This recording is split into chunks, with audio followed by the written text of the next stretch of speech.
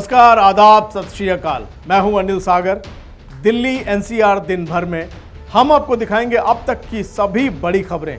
एक नजर पहले इन सुर्खियों पर। प्रधानमंत्री मोदी ने देश के नए संसद भवन की रखी नींव। सर्वधर्म प्रार्थना के साथ हुआ शिलान्यास।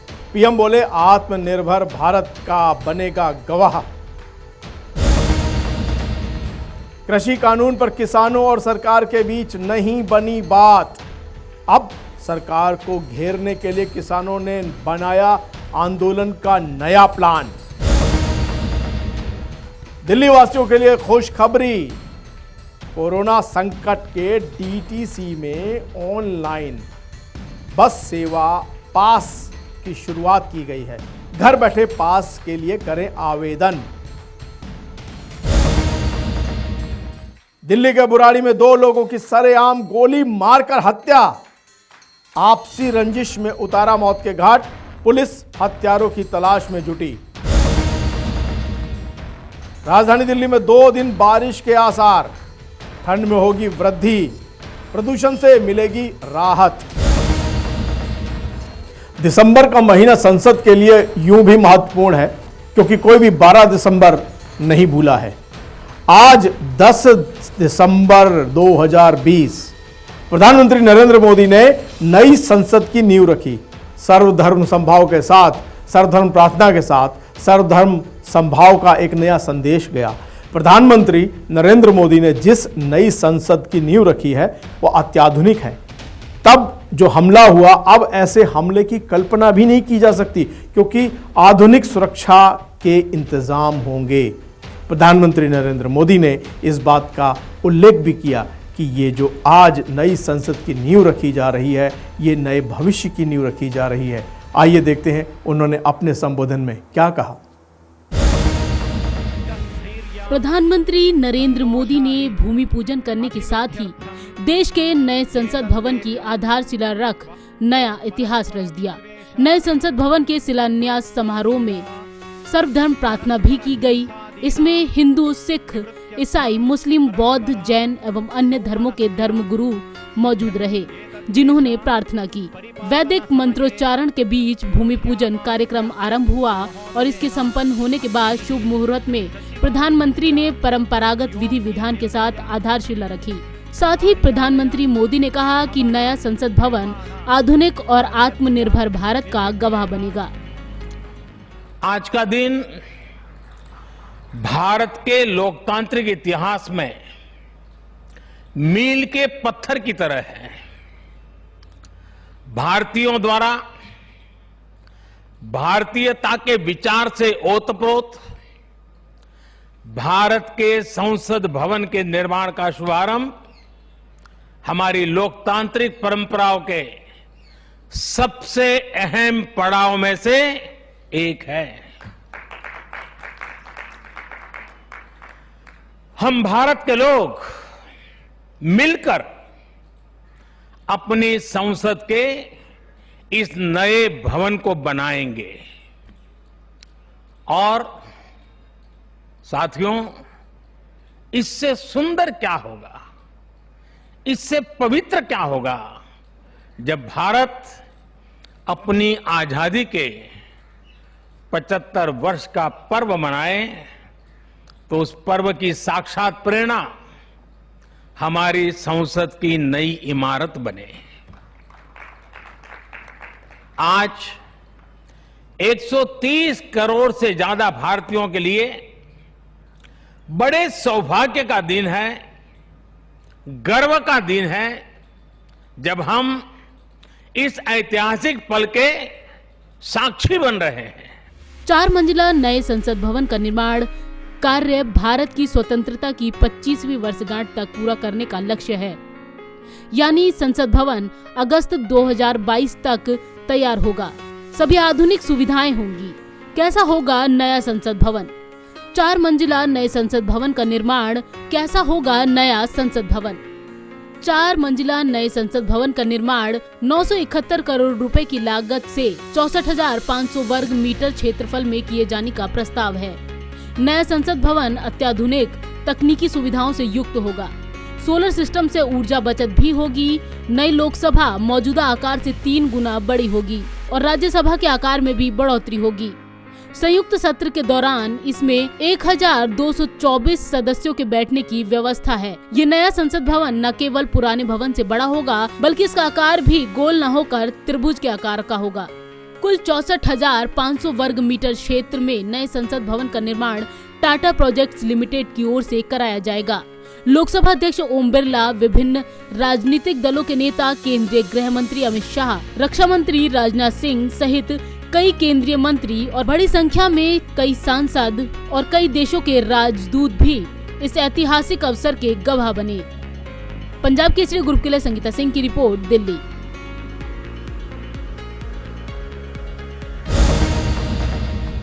किसानों और केंद्र सरकार के बीच में चल रही रस्साकसी अब और लंबी होती दिख रही है, क्योंकि एक तरफ केंद्र सरकार के मंत्री बार बार कह रहे हैं कि किसान आंदोलन खत्म करें और बातचीत के रास्ते से आगे बढ़ें। दूसरी तरफ किसानों का कहना है कि सरकार 2.5 कोस यानी 4 कदम आगे चलती है तो पीछे 2.5 कोस चलती है।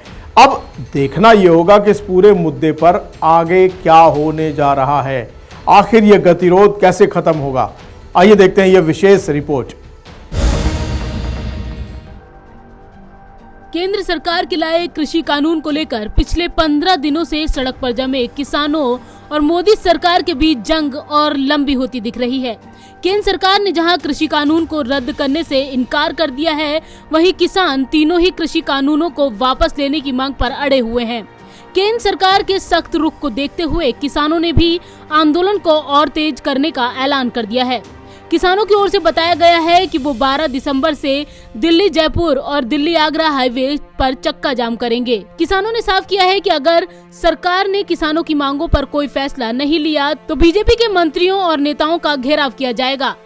किसानों का कहना है कि जिन मांगों को लेकर पिछले 15 दिन से वो दिल्ली के बॉर्डर पर डटे हुए हैं, उन्हें वो पूरा करवाकर ही वहां से जाएंगे।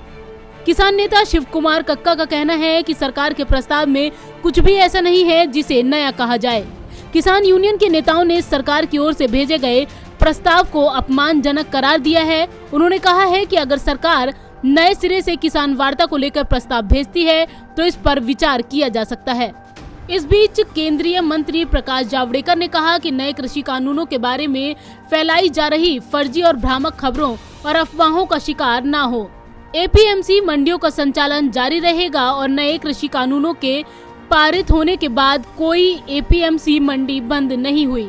नए कृषि कानूनों और सुधारों के पीछे की वास्तविकता को जाने। बता दें कि किसान और केंद्र सरकार के बीच 5 दौर की बातचीत हो चुकी है, लेकिन उस बातचीत में किसी तरह का कोई हल नहीं निकल सका। सरकार अब इस कानून में संशोधन करने को तैयार भी हो गई है, लेकिन किसान 3 कृषि बिल पूरी तरह से रद्द कराने की मांग पर अड़े हुए हैं। पंजाब केसरी ग्रुप के लिए संगीता सिंह की रिपोर्ट, दिल्ली।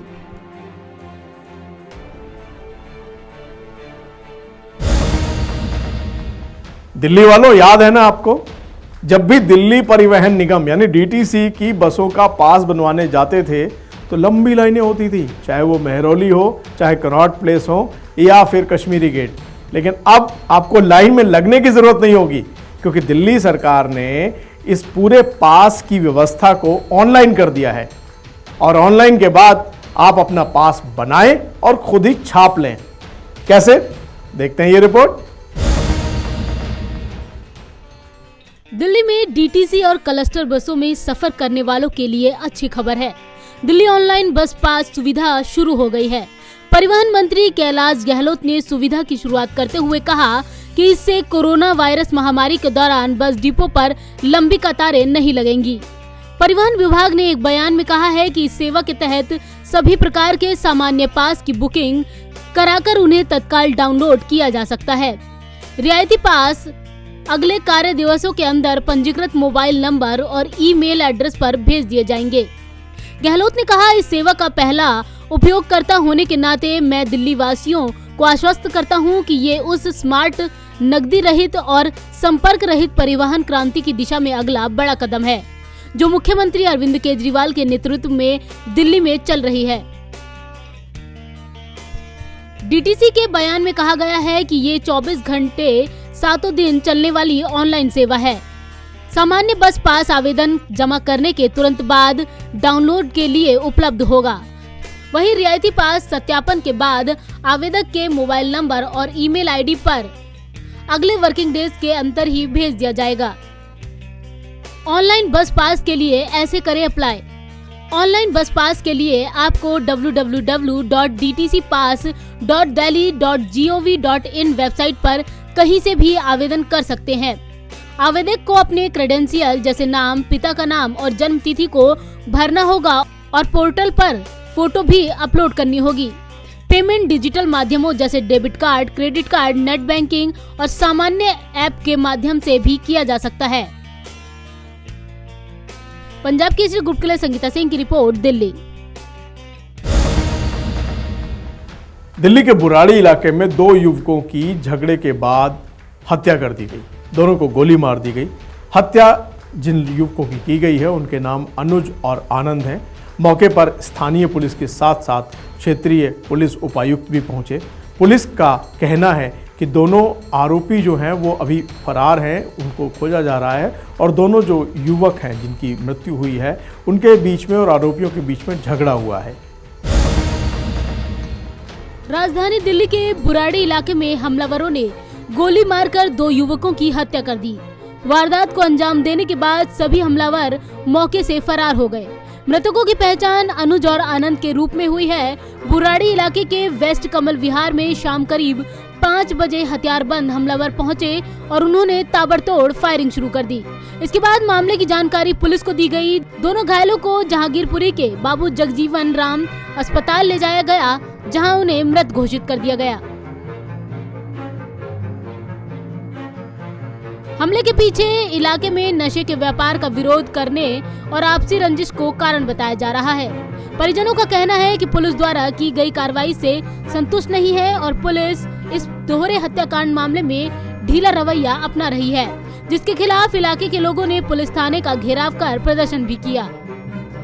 बताया जा रहा है कि मृतकों और हमलावरों के बीच मुकुंदपुर इलाके के जनता विहार में पहले से ही चली आ रही रंजिश के चलते झगड़ा हुआ था, जिसके बाद 9 दिसंबर की शाम को इस वारदात को अंजाम दिया गया। दोनों युवकों की मौत के बाद इलाके में सनसनी फैल गई। फिलहाल पुलिस ने मृतकों के शवों को पोस्टमार्टम के लिए भेज दिया है और हत्यारों की तलाश जारी है। दिल्ली से अनिल अत्री के साथ संगीता सिंह की रिपोर्ट, पंजाब केसरी ग्रुप। दिल्ली में गुलाबी सर्दी ने दस्तक दे दी है, साथ ही प्रदूषण भी एक स्तर से अधिक है और अब उम्मीद ये है कि 11-12 दिसंबर को बारिश की बूंदें पड़ेंगी और उसके बाद प्रदूषण का स्तर जो है वो थोड़ा कम होगा। लेकिन संभल कर रहिए, सर्दी बढ़ने वाली है, ठंड, दिल्ली की ठंड आने वाली है। देश की राजधानी दिल्ली में तापमान सामान्य से ज्यादा बना हुआ है। बुधवार को अधिकतम तापमान सामान्य से 5 डिग्री ज्यादा दर्ज किया गया, जबकि न्यूनतम तापमान सामान्य से 1 डिग्री ज्यादा रिकॉर्ड किया गया। दिल्ली में दिसंबर का महीना नवंबर से ज्यादा गर्म साबित हो रहा है। नवंबर में जहां ठंड के मामले में 71 वर्ष का रिकॉर्ड टूट गया था, तो वहीं दिसंबर में लगातार अधिकतम और न्यूनतम तापमान सामान्य से ज्यादा बना हुआ है। दिल्ली में सफदरजंग मौसम केंद्र में बुधवार को अधिकतम तापमान 29 डिग्री सेल्सियस दर्ज किया गया, वहीं न्यूनतम तापमान 9.6 डिग्री सेल्सियस रहा। दिल्ली के ज्यादातर हिस्सों में बुधवार सुबह से ही सूरज निकल रहा है। हालांकि सुबह के समय सूरज में ज्यादा चमक नहीं थी, लेकिन दिन निकलने के साथ धूप तेज हो गई। आपको बता दें कि प्रादेशिक मौसम पूर्वानुमान केंद्र के प्रमुख डॉक्टर कुलदीप श्रीवास्तव ने बताया कि पिछले दिनों पूर्व दिशा की तरफ से आई हवा के चलते दिल्ली के वातावरण में नमी आई थी और तापमान में भी इजाफा हुआ था। हालांकि अब हवा की दिशा में बदलाव हो गया है और यह उत्तर पश्चिम की ओर से आ रही है, लेकिन उच्च हिमालयी क्षेत्रों में इस मौसम की बड़ी गतिविधि नहीं होने के चलते तापमान में गिरावट नहीं आई। मौसम विभाग का अनुमान है कि पश्चिमी विक्षोभ के चलते 11 दिसंबर और 12 दिसंबर को हल्की बूंदाबांदी हो सकती है। इसके बाद दिल्ली के तापमान में भी गिरावट आने की संभावना है। पंजाब केसरी ग्रुप, नई दिल्ली। तो दिल्ली की ठंड के बाद यानी इस खास बुलेटिन का हम लोग यहीं करते हैं समापन। आप हमारे बाकी सभी समाचार देखने के लिए हमारे साथ बने रहिए और देखते रहिए पंजाब केसरी नवोदय टाइम्स। नमस्कार, मुझे दीजिए इजाज़त।